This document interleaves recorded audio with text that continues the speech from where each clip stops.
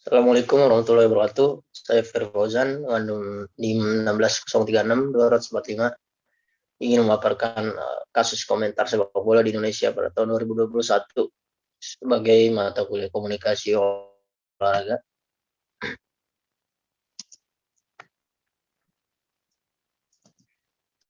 Ya, yang pertama kita bahas apa itu bahasa.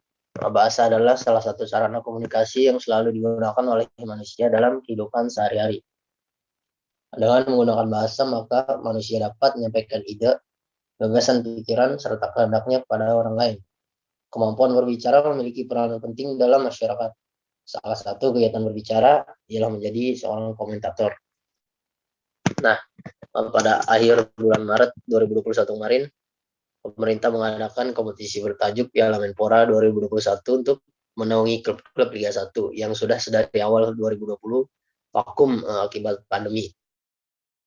Format kompetisi tetap mematuhi protokol pencegahan kerumunan sehingga para supporter dilarang memadati tribun stadion dan hanya bisa menyaksikannya melalui siaran televisi. Nah, tapi memasuki pertengahan kompetisi, siaran pertandingan ini malah digeruduk oleh warganet. Nah, muncul tagar gerakan mutu massal di media sosial Twitter yang kemudian jadi trending topik. Tagar ini berawal dari cuitan akun resmi klub Liga 1 Bali United pada saat itu yang mengkritik komentator sepak bola yang memandu jalannya siaran pertandingan. Nah, walau cuitan Bali United ini pada akhirnya dihapus karena warganet terlanjur berbondong-bondong menyuarakan pendapat serupa. Fokus kritikan ini menyoroti gaya bahasa komentator sepak bola di Indonesia yang ucapan komentatornya mendeskripsikan momen-momen keseruan laga dinilai terlalu banyak hiperbolis, dinilai terlalu lebay, berisik, dan minim informasi yang bermanfaat. Nah, para warganet mengharapkan adanya perbaikan akan kualitas kinerja sang komentator tersebut. Nah, pihak komentator yang disudutkan publik ialah Valentino Simanjuntak. Memaknai huru-hara komentator, lantas apakah sudah tepat kritik yang dilontarkan publik? Atau malah sebenarnya gaya lebay komentator ini merupakan hal wajar dalam industri penyiaran? Nah, bagi stasiun televisi, seorang komentator punya peran vital dalam siaran pertandingan sepak bola. David Rowe lewat bukunya Sport Culture and the Media memaparkan bahwa komentator siaran pertandingan cabang olahraga apapun haruslah lihai mengolah kata secara lisan dan mendeskripsikan momen-momen jalannya laga. Nah, selain itu, kata-kata yang diucapkan mesti menstimulasi agar para penonton setia bertahan gitu dan penonton baru terpikat. Valentino Simanjuntak ini selaku komentator yang disudutkan gerakan mutu massal rasanya paham betul isi teori di atas. Nah, kalau bertugas, Valentino pasti sadar celotehannya dipercaya pihak stasiun televisi untuk memberikan nilai tambah atas siaran pertandingan. Nah, cara yang dia pakai ini guna meningkatkan jumlah pemirsa, persis seperti poin-poin yang disoroti oleh gerakan mutu massal tersebut. Banyak hiperbolis serta heboh, berlebihan yang lebay. Nah, Valentino sendiri tak menampik bahwa tujuan komentatornya ini ialah menciptakan sensasi. Nah, khusus gelaran Piala Menpora 2021 ini, Valentino dihadapkan situasi rating siaran pertandingan sepak bola yang kalah jauh oleh siaran-siaran sinetron atau stasiun televisi lainnya. Nah, ini sejumlah istilah unik ya yang diucapkan oleh Valentino sendiri selama memandu siaran pertandingan Piala Menpora 2021 kemarin. Ada istilah gerakan 778, ada umpan sedekah, ada gerakan ghosting, ada umpan membelah lautan, atau heading tanpa notifikasi, dan lain sebagainya. Nah, intinya segala istilah unik tersebut ini tidak disukai oleh pecinta sepak bola di Indonesia. Dianggap terlalu banyak hiperbola, dianggap lebay hingga aneh atau berlebih-lebihan gitu. Namun inovasi diksi lewat kiasan memang jurus wajar komentator sepak bola untuk memancing perhatian.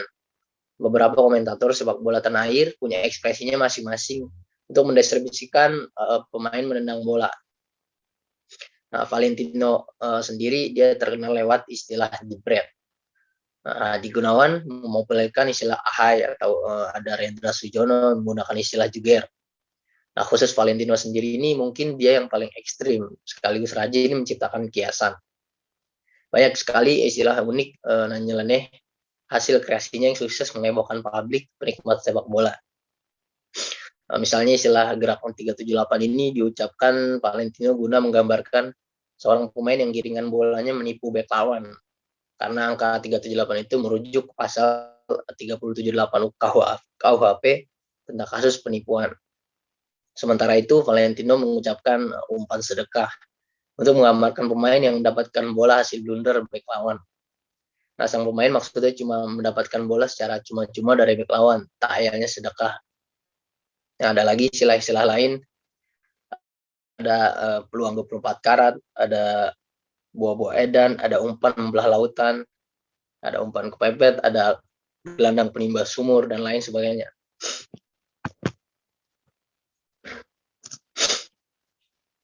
Nah, mengkritik kinerja komentator siaran pertandingan sendiri bukanlah kebiasaan supporter sepak bola di Indonesia. Kalaupun ada, aksi kritik tidaklah sebesar gerakan mutu massal. Nah, dalam sejarahnya, supporter lebih sering menyoroti kiprah klub idola, kebijakan PSSI atau prestasi-prestasi timnas Indonesia. Nah, artinya gerakan mutu massal melambangkan perubahan budaya kritik penggemar sepak bola di Indonesia. Nah, hal ini dapat dimaklumi sejak pandemi COVID-19, kehidupan sepak bola di Indonesia itu mendadak redup. Kompetisi profesional Liga 1 dan Liga 2 yang biasanya jadi sumber keseruan mendadak dihentikan. Nah, begitu ajang Piala Menpora dilangsungkan, para penggemar untuk pertama kalinya bisa menikmati kembali atmosfer sepak bola di Indonesia. Tapi perhelatan kompetisi hanya bisa disaksikan lewat layar kaca lantaran protokol kesehatan.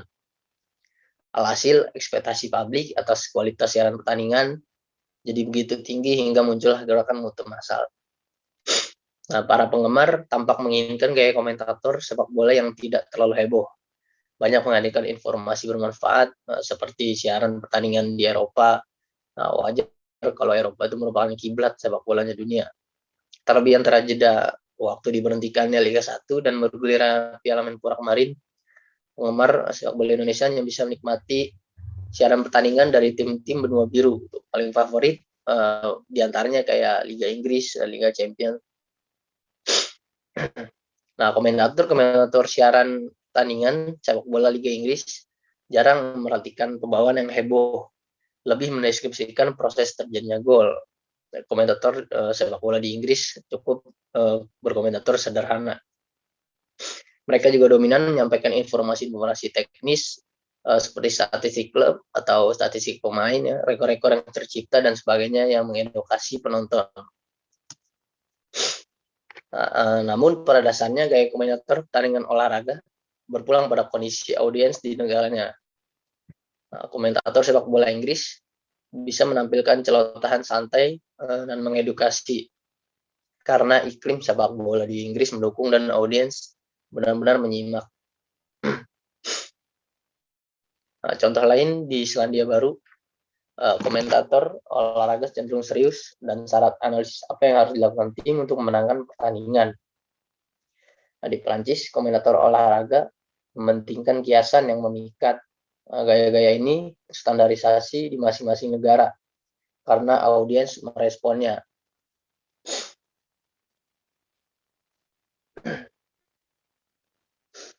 Nah, ini ada 6 skill dasar komentator olahraga yang harus dikuasai oleh komentator. Yang pertama ada percaya diri, yang kedua ada skill non-scene yang mumpuni, ada memiliki atas sesuai segmen penonton, ada pintar improvisasi, ada menguasai olahraga yang dikomentari, dan kreatif menciptakan gimmick. Nah, yang pertama ini ada percaya diri.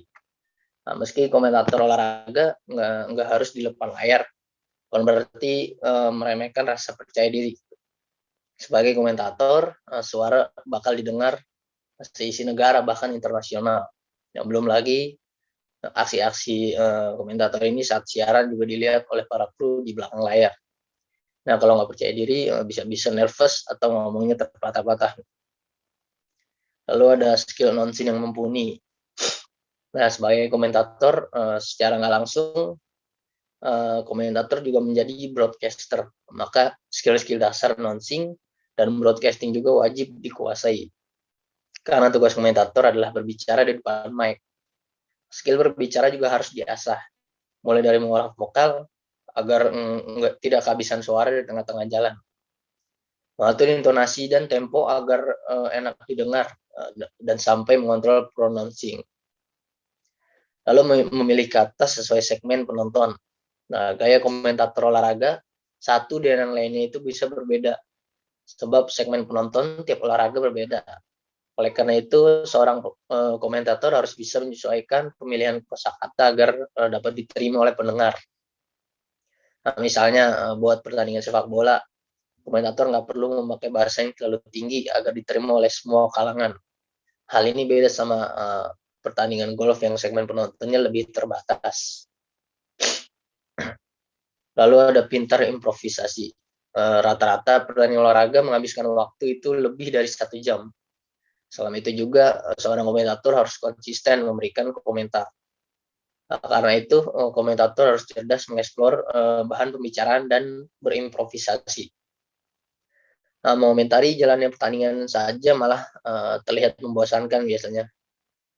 Gak heran kalau komentator harus berwawasan luas biar bahan sekecil apapun bisa diolah jadi bahasan yang menarik. Lalu ada menguasai olahraga yang dikomentari. Nah, namanya juga komentator olahraga tentu wajib menguasai olahraga yang dibawakan. Kalau jadi komentator sepak bola harus tahu segala sesuatu tentang sepak bola.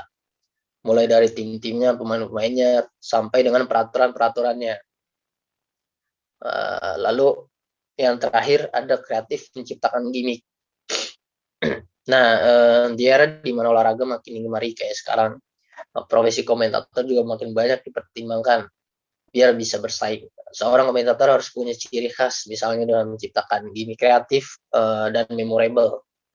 Nah, seperti Valentino Simanjuntak yang tadi, itu dia mempunyai istilah seperti jebret yang diciptakan oleh dia sendiri. Nah, saking ilmunya, nama Valentino juga makin dikenal sebagai komentator yang punya ciri khas. Baik, sekian. Terima kasih paparan dari saya. Kurang lebih mohon maaf. Wassalamualaikum warahmatullahi wabarakatuh.